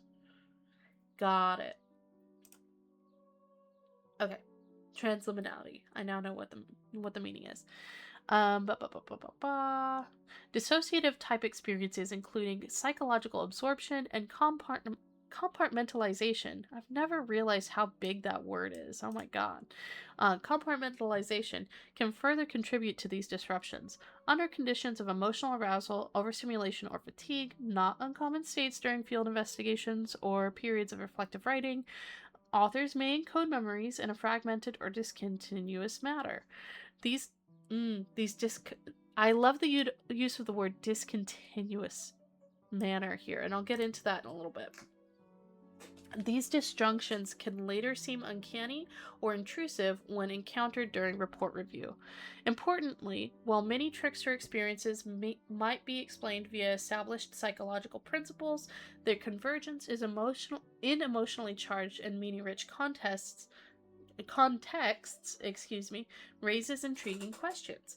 In some cases, trickster phenomena may hint at unknown mediators or moderators, including potential parapsychological factors not yet fully understood. One key consideration here, and you know what, we were talking about this earlier, there might just be parapsychological factors that we don't understand yet. One key consideration here are contagion effects, i.e., clustered or snowballed perceptions, as exemplified by percipients who experience an increase in subjective objective phenomena following a prior anomalous experience. For instance, the psychic opening hypothesis asserts that spiritual emergencies, i.e., temporary psychological crises sparked by overwhelming spiritual experiences that can lead to deep personal transformation, excuse me, can trigger a sudden or intensified emergence of psi abilities. Other authors argue that biological correlates of anomalous altered experiences are mediators, not etiologies, of transpersonal modes of perception. But germane to this paper, contagion also could involve so-called error chains. This term denotes situations in which one initial slip or lapse triggers a cascade of subsequent failures, magnifying risk and often precipitating more serious consequences. In complex systems, whether in aviation, healthcare, or everyday tasks, latent vulnerabilities align with active errors in what reason, famously described as the Swiss cheese model, i.e., holes in multiple defenses line up, allowing a single mistake to perforate all safeguards. Psychological research has unpacked key mechanisms driving error propagation. For instance, unintended actions such as slips and lapses often arise from attentional breakdowns or over-reliance on automatic routines. If undetected, they impose extra cognitive load, undermining monitoring processes and increasing the odds of further errors. So this comes back to the human error, right?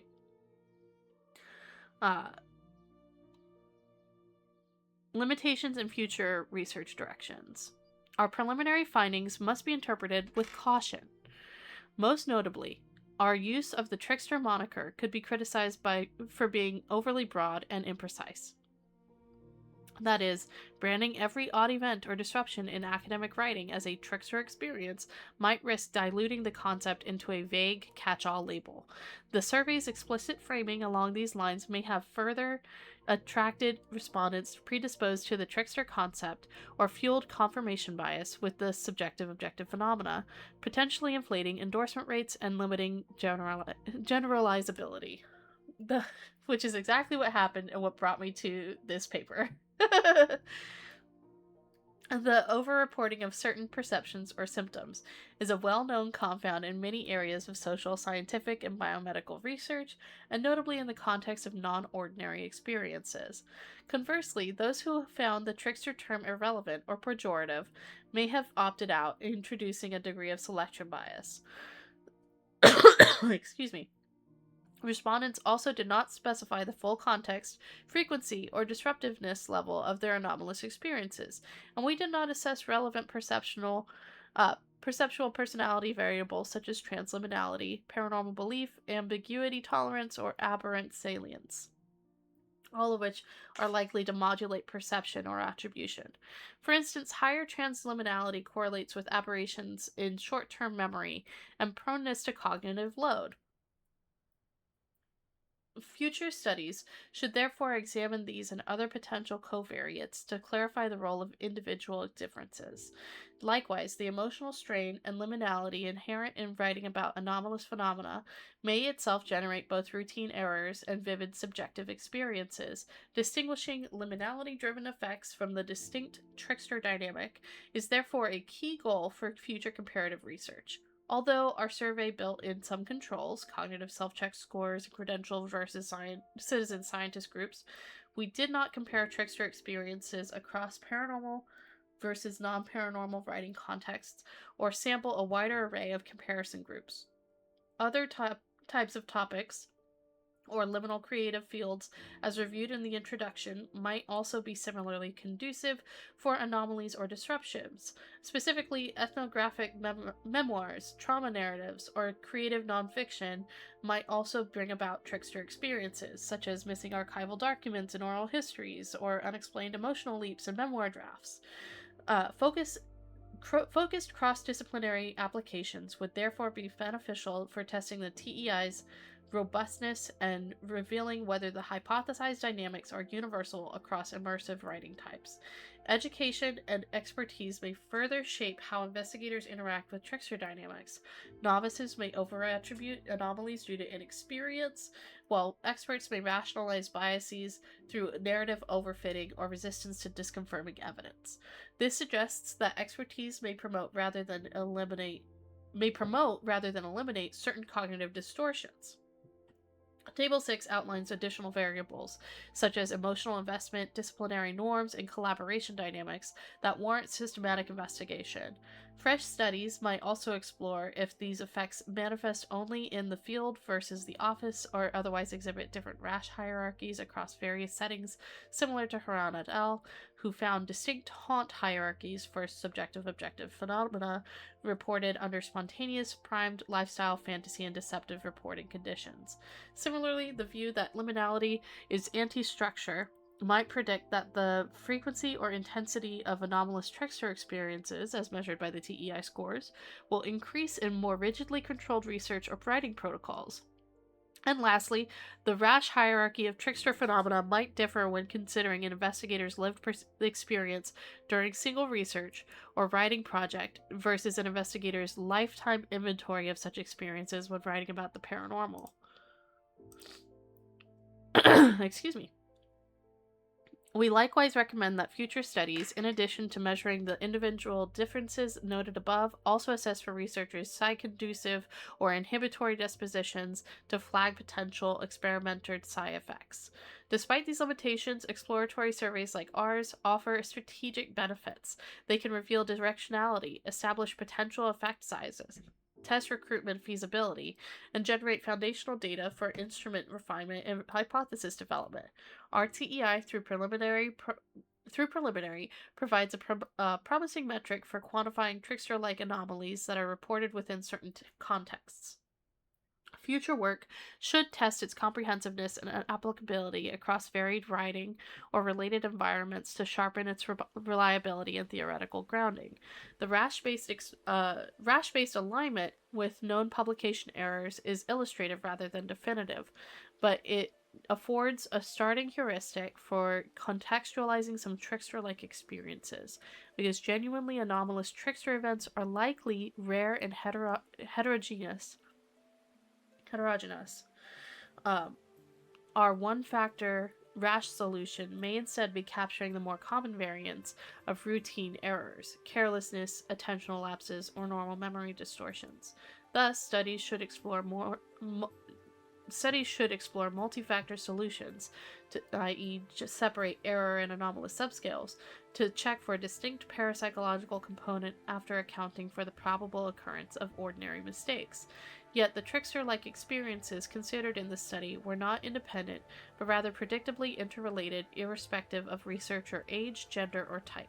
Trickster dynamics, therefore, might involve a systematic phenomenon of escalating anomalies or disruptions, what we call a trickster chain, whatever its underlying cause. This speculative idea is explored further in the discussion section below. Finally, future studies should also examine whether the kinds of trickster experiences considered here coincide with transpersonal indicators, such as mystical type experiences, ego dissolution, or heightened compassion, and whether such clusters predict lasting shifts in worldview or self-identity. These research outcomes would clarify whether certain disruptions function purely as cognitive noise or as liminal openings consistent with processes of spiritual emergence, shadow integration, or other transformative pathways recognized in transpersonal psychology. Such a program would allow the TEI to serve not only as a metric of anomaly and disruption, but as a potential tool for mapping transformative potential excuse me in liminal research projects. The measure is therefore freely accessible for researchers to incorporate into future studies, provided appropriate attribution is given. Okay, so that was a lot of words.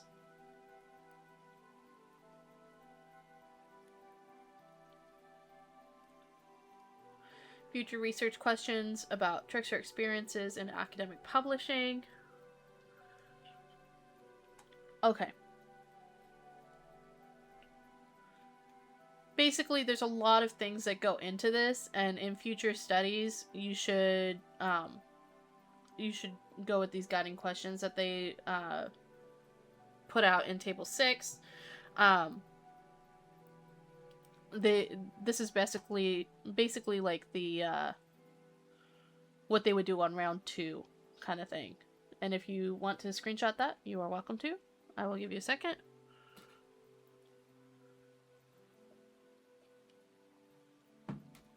All right. Let's get into the discussion. I'm very excited about the discussion. Okay. We have no independent empirical factors to suggest that the Phantom Watt et al. Citation is anything other than an untraced author error. Such mistakes are ubiquitous in academic writing, but rarely undermine scientific validity, as journals routinely publish errata concerning production errors and corrigenda concerning author errors to correct the record. Authors can still significantly reduce the final error count via careful preparation and proofreading, ideally by multiple reviewers and AI-powered editing tools, which may have been the culprit here. Horan and Lathe further outlined 7 author strategies to support more efficient and accurate scientific publishing. Yet, author or production mistakes alone might not explain for all trickster phenomena. Some researchers have even proposed transpersonal aspects of scholarly or occupational activities, perhaps hinting that certain cognitive or environmental conditions can occasionally foster parapsychological outcomes. One survey participant's experience possibly underscores this idea. Only one odd thing happened to me. It was indeed quite odd and remained so. Thus, I only checked one box as true. It's very simply that during or perhaps just after some writing I did a year or so ago, my author's copy of a book I wrote, which I had referenced, outright disappeared. I know precisely where I placed it, and it wasn't there, nor has it been found anywhere else after a year. Personal communication to J. Horan, 14th of July, 2025. This account eerily resembles commentary by Arthur B. Myers, a prolific American author, journalist, and investigative reporter known for his deep interest in the paranormal, who wrote in one of his introductions, "Whenever I write these books, psychic things start happening around me. My notes disappear and then reappear. A film roll disappears from plain sight, never to appear again. Strange things happen to tape recordings while I'm interviewing people. Sometimes their voices don't appear on the tapes, or mine doesn't, or the talk is all backwards. Now I'm having problems with photos. Now why should this happen? I had not touched the camera's adjustments. All the photos on the roll were taken under the same conditions, outside in bright sunlight. I think I'm not going to say that word because it's also a racial slur. I think ghosts were gumming up the works. Oddly enough, when I finish a book on the parapsychological and start working on more mundane projects, these things quiet down. So when he finishes the book, these things quiet down. But when he's working on it, he's having the scary situations or the eerie situations. But regardless of their underlying sources or mechanisms, our study offers the first systematic quantification of trickster-like experiences that occur when researchers write about ghostly episodes. It is unfortunate that it has taken this long for any research to address the observations and insights from Horan and Brugger's original commentary and proposals in this area. Curiously, those two authors also experienced several unexpected computer crashes during the preparation of their own paper. The present participants, on the other hand, reported a broader spectrum of subjective-objective anomalies and disruptions, and rash analysis indicated that 14 of the 15 items cohere on a unidimensional continuum, exhibiting high person and item reliability with only one modest gender-related diff. These findings support the TEI's construct validity and highlight its viability as a measurement tool for both parapsychological and non-parapsychological research contexts. The trickster framing spotlights the mysterious, though most anomalies align with established cognitive processes. Memory reconstruction and source monitoring errors can explain phantom citations, while attentional biases, priming, and cognitive load account for misplaced files, text alterations, and perceived device malfunctions. Casting these lapses through a trickster metaphor underscores the epistemological vulnerabilities researchers face under ambiguity, uncertainty, and heightened expectation or emotional arousal. The dynamic and socially charged nature of ghost-related narratives may amplify these cognitive environmental interactions. Emotional investment, shared expectancy, and narrative reconstruction can collectively engender experiences that feel externally driven, yet arise from normal perceptual or memory processes. Thus, many trickster phenomena probably emerge from the confluence of psychological predispositions, environmental ambiguity, and the immersive-like storytelling demands of parapsychological writing. Practically, our results imply that some trickster-like experiences comprise a single yet underlying construct. This conceptually replicates previous one-factor rash solutions for the subjective-objective phenomena commonly reported in ghostly episodes. Therefore, researchers would seem to be contending with a general trickster dynamic as opposed to discrete experiences per se. Kennedy might nonetheless remind us that any statistical hierarchy is only as useful as the underlying theory that grounds it. As such, before positing a single trait, we must first develop explicit, falsifiable models of the cognitive and motivational processes rather than a catch-all trickster force that tie those experiences together.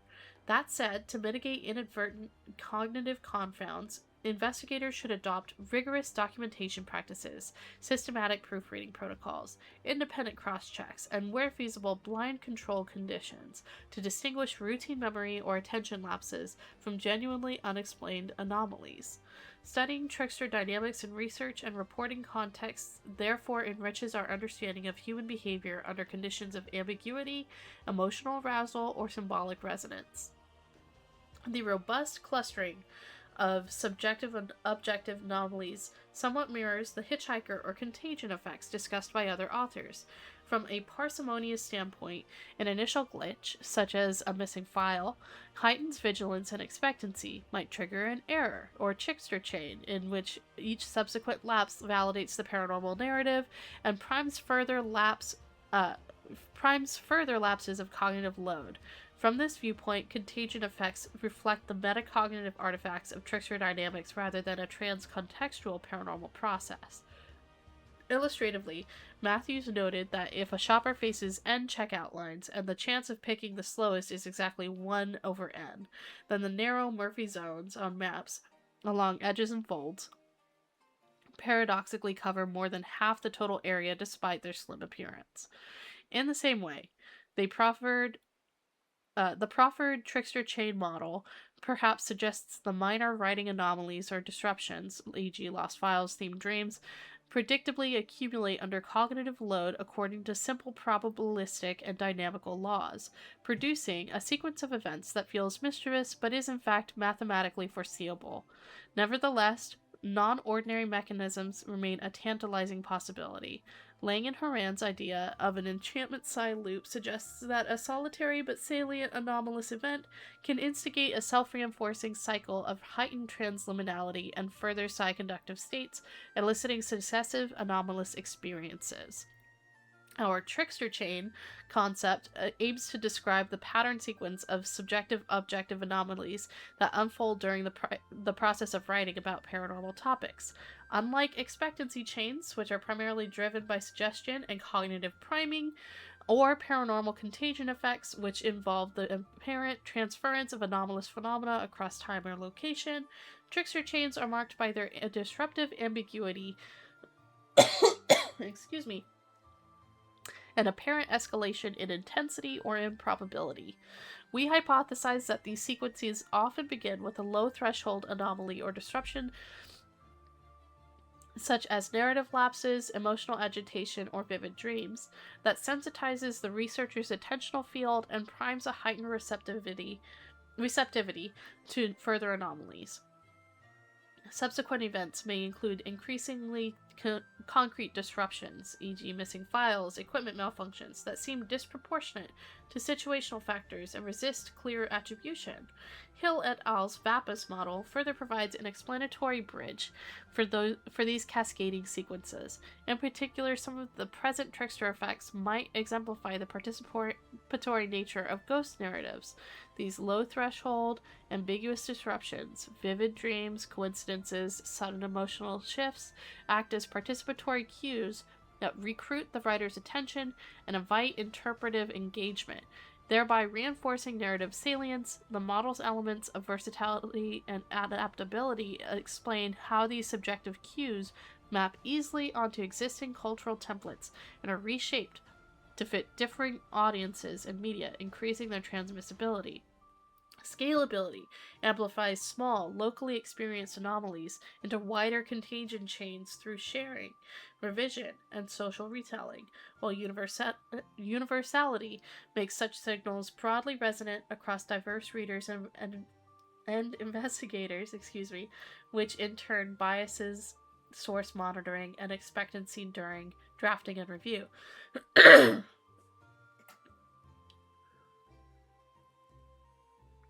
Together, these VAPIS dynamics clarify how routine cognitive environmental processes can become self-reinforcing narrative engines that both produce and legitimize trickster-like sequences in paranormal writing. From a transpersonal perspective, such escalating sequences could be viewed as a liminal process dynamics, as liminal process dynamics in which destabilization precedes integration. Comparable patterns are described in spiritual emergency models and in archetypal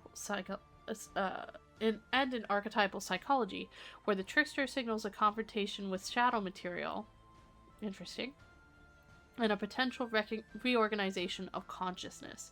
In these frameworks, subjective-objective anomalies are not merely malfunctions or cognitive errors, but may function as symbolic enactments of inner transformation, catalyzed by the thematic and emotional intensity of the writing process itself. Some trickster chains may reflect normal psychological mechanisms such as source monitoring errors or cognitive load, but others could be embedded with a liminal cognitive ecology, i.e., a destabilized, meaning-making space in which subjective-objective disruptions converge and amplify. In this context, trickster chains blur the distinction between the artifact and anomaly, and make reflective recursive feedback between belief, environment, and the emotionally charged act of paranormal narration. Recognizing and systematically measuring these ostensible change as enabled by our TEI measure offers a novel framework for understanding the epistemic fragility and symbolic dynamics that can emerge in contexts of documenting topics of high strangeness. The tool serves as a structured springboard for mapping writing-related anomalies, but we do not yet treat it yet as a fully validated measure of trickster dynamics. Instead, it is a starting point for qualitative interviews, cross-discipline comparisons, and further psychometric testing. I'm glad that they said that, because I'm thinking about like what I've read so far, and they're making a lot of broad like sweeps, and basically saying like shit's fake, like and our study says that it's all in your head, and and so there's a lot like that they're saying that's like this is all human error, but I'm not sure that the test itself actually reflects that. It just reflects how difficult something is to happen based off of statistical data. I'm not sure that we get all of this from the test that they did, is what I'm saying. So I'm glad that they're saying like this is just a first step. This is just, a little thing. This is just a little tool, Okay. Should some hitchhiker or contagion-like patterns indeed persist in tightly controlled settings or align consistently with psychophysiological markers, this could bolster an anomalous interpretation. Future work should incorporate temporal diaries, randomized control conditions, and psychophysiological monitoring to disentangle expectancy-driven error chains from putative psi-related contagion effects, thereby advancing both methodological rigor and our understanding of trickster-like experiences. Such controls also can be supplemented with forensic parapsychology methods. The psi-source diagnostics outlined by Parker might help to disentangle writer-generated anomalies from genuine text-based disruptions, reinforcing double-blind cross-checks. We are actively scoping out research protocols along these lines and likewise encourage other investigators to pursue similar efforts.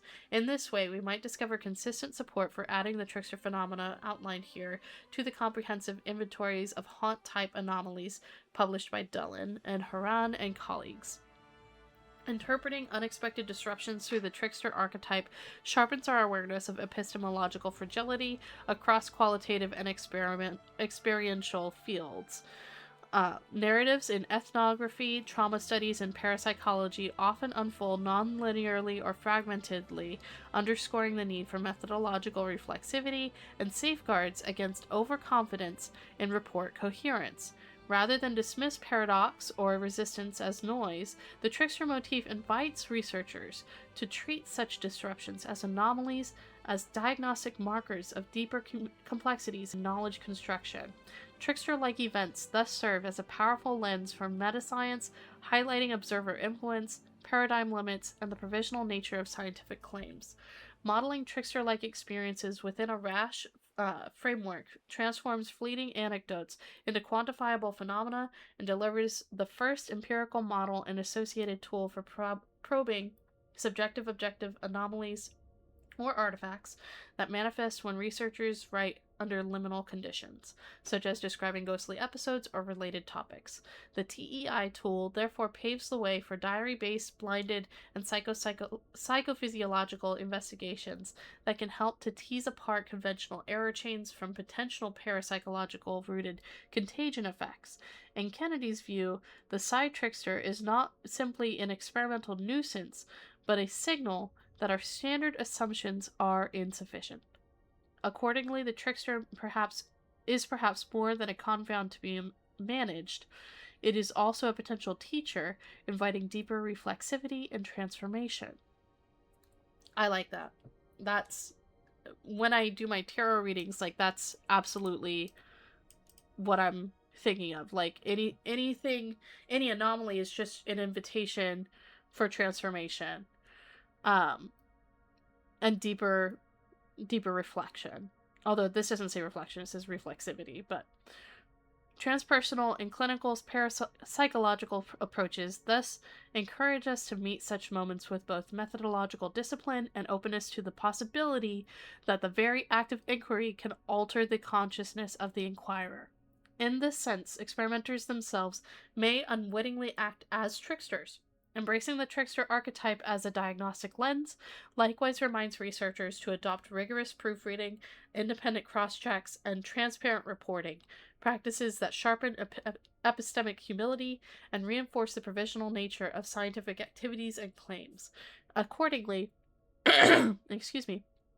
we can deepen our understanding of the challenges and paradoxes at science's fringes and chart a more robust, replicable path forward for exploring the unknown, as well as whatever forces or dynamics might happen to interfere with this endeavor. And then we have the acknowledgments. Thank you, Gerhard Mayer and the 2 independent peer reviewers for detailed feedback on an earlier version of this paper. I would love to see that feedback. I want to see...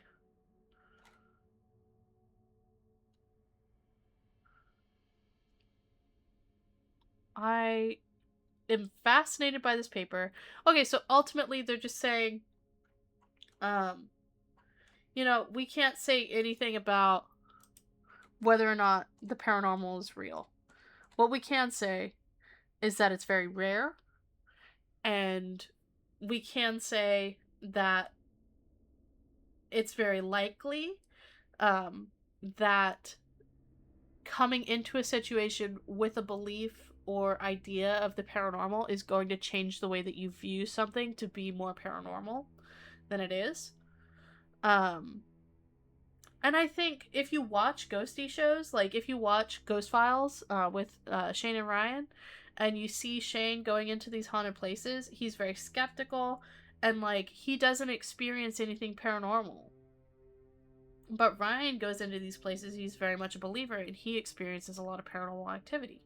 And I think that's very much reflected in this paper. where like it's more rare to experience something objective. It's very common to experience something subjective, especially when you have a predisposition towards that thing. It comes back to confirmation bias. Anyways, I had a great time reading this paper. I don't do this very often, but I want to read more papers like this. Let me send a link to this in the chat, actually. Boop. There is the link to the paper. If you liked this, think about giving me a follow. Think about checking out my Discord. There is a link to my Discord below. And think about getting a tarot reading from me. I try to stay objective, and I try to, I don't think that tarot readings are very, like, future oriented. I think that they're just meditation tools. Yeah.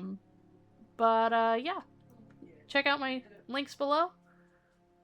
I appreciate your time. Have a great rest of your day.